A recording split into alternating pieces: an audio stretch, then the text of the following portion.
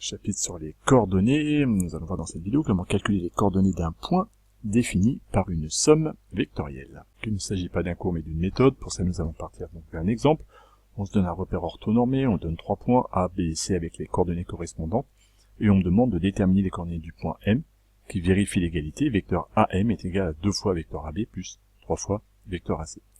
La question est de déterminer les coordonnées d'un point, du point M. Donc la première chose à faire, pour ce type d'exercice, va être de baptiser les coordonnées du point X, Y, l'idée étant d'arriver à des mises en équation pour finir par X égale et Y égale. À ce moment-là, nous aurons répondu à notre question. Comme l'égalité vectorielle commence par le vecteur AM, on va d'abord chercher les coordonnées de ce vecteur. Pour les calculer, on applique bêtement la propriété de cours que nous connaissons. Pour calculer les coordonnées d'un vecteur, c'est coordonnées du point d'extrémité moins coordonnées du point d'origine. Et donc ici, le vecteur AM sera défini par X moins 2 et Y moins 3. En calculant maintenant les coordonnées du vecteur AB, qui apparaissent dans l'égalité que nous avons dans notre énoncé, on fait coordonnées de B moins coordonnées de A, donc moins 1, moins 2 pour les abscisses, et 1, moins 3, qui m'amène aux coordonnées du vecteur AB, moins 1, moins 2, moins 3, moins 2.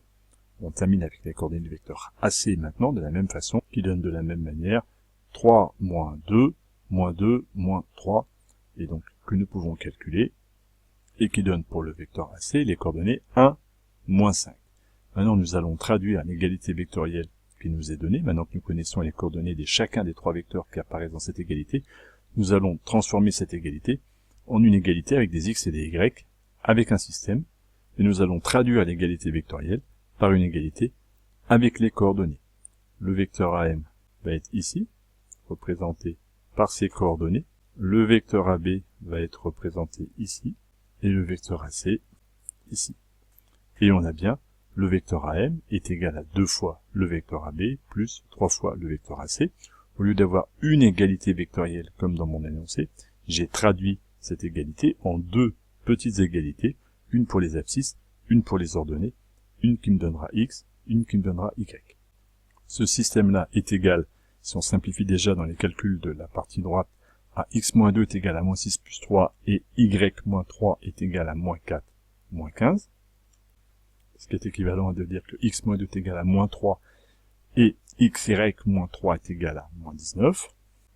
Ce qui revient donc à dire, c'est équivalent à X est égal à moins 1, moins 3 plus 2, et moins 19 plus 3, moins 16.